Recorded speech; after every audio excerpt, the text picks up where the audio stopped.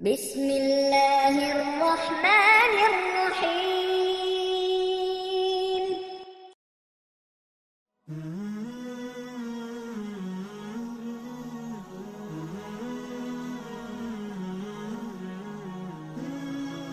السلام علیکم پیارے دوستو، سب سے پہلے میں یہ کہنا چاہوں گا یہ ویڈیو ہماری ایک چھوٹی سی کاوش ہے۔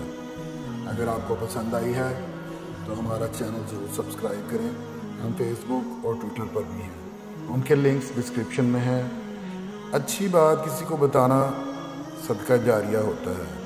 آپ بھی اس ویڈیو کو شیئر کریں، ہو سکتا ہے آپ کے توسط سے کسی مجبور بہن بھائی کا بھلا ہو جائے اور تا قیامت آپ کو اس کا اجر ملتا رہے۔ اس کے لیے اس ویڈیو کو بہت شیئر کریں تاکہ جو کوئی ضرورت مند ہیں ان تک یہ پیغام پہنچ سکے۔ اسلام کی 5 بنیادی تعلیمات میں توحید، نماز، زکوٰۃ اور حج کے ساتھ ماہ رمضان کے روزوں کا بھی شمار ہے۔ ماہ رمضان بڑی فضیلتوں اور برکتوں والا مہینہ ہے۔ اس مہینہ میں اہل ایمان کی طرف اللہ تعالیٰ کی خصوصی رحمتیں متوجہ ہوتی ہیں۔ احادیث و آثار میں رمضان شریف کے بڑے فضائل اور برکات مذکور ہیں۔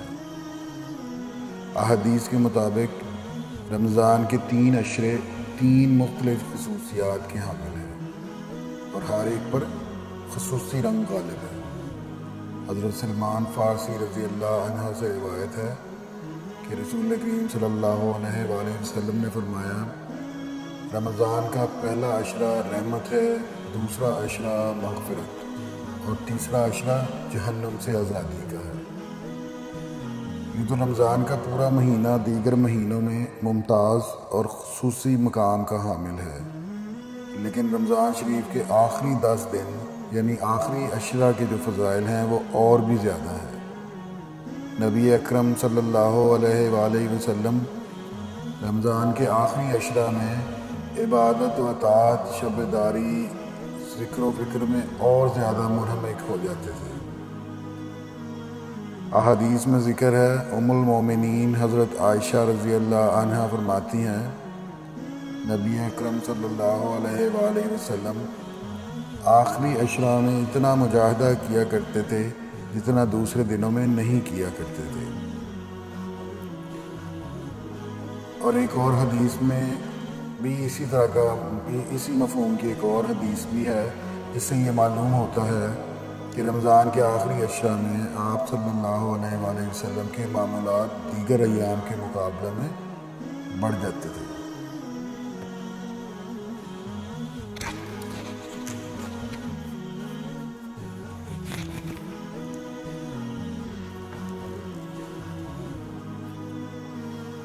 دیگر احادیث میں آپ صلی اللہ علیہ وآلہ وسلم کے معمولات کی تفصیلات ملتی ہیں، جیسا کہ اس حدیث میں حضرت عائشہ رضی اللہ عنہ فرماتی ہیں، جب آخری عشرہ شروع ہو جاتا تو نبی صلی اللہ علیہ وآلہ وسلم رات بھر بیدار رہتے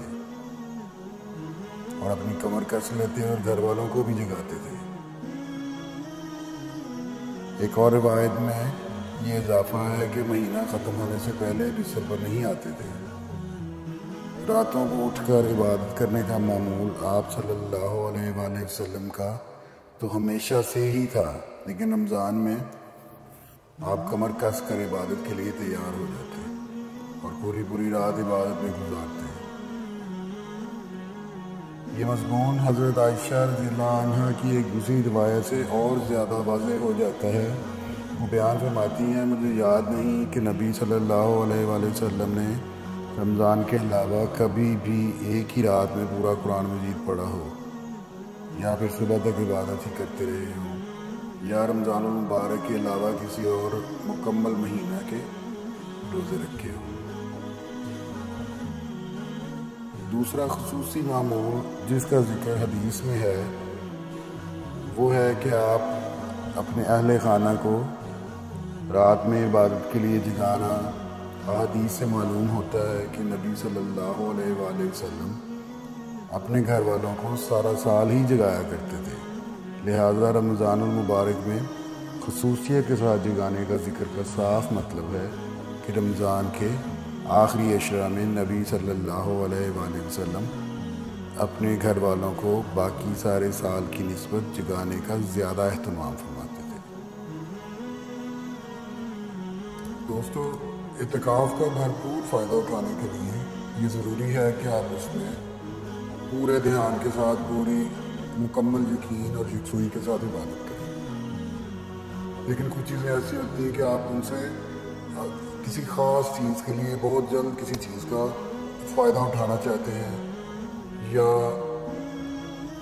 بہت جلد کوئی چیز حاصل کر لینا چاہتے ہیں اور اپنی دعا کو قبولیت کے درجات میں لے کے جانا چاہ رہے ہیں، مال و دولت کی ہو، پریشانی بھی آپ نے دور کرنی ہے، تو بھی اس کے لیے آپ یہ کر سکتے ہیں۔ اللہ تعالیٰ آپ کی ہر قسم کی مدد کرے گا اس وظیفہ کی مدد سے۔ آپ اعتکاف میں بیٹھیں، ہمارے لیے بھی دعا کریں، اپنے لیے بھی دعا کریں۔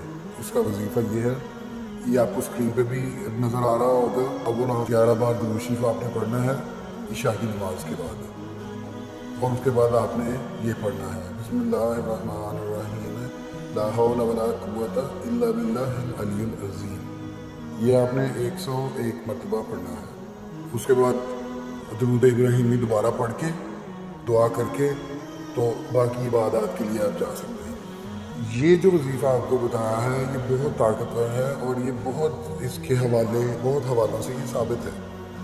جیسے ہی آپ کا اعتکاف ختم ہو، آپ عید کے لیے آئیں اور ہمیں پھر کامنٹ کر کے بتائیں یہ تجربہ کیسا رہا۔ اللہ تعالیٰ آپ کی مدد کرے۔ اللہ حافظ۔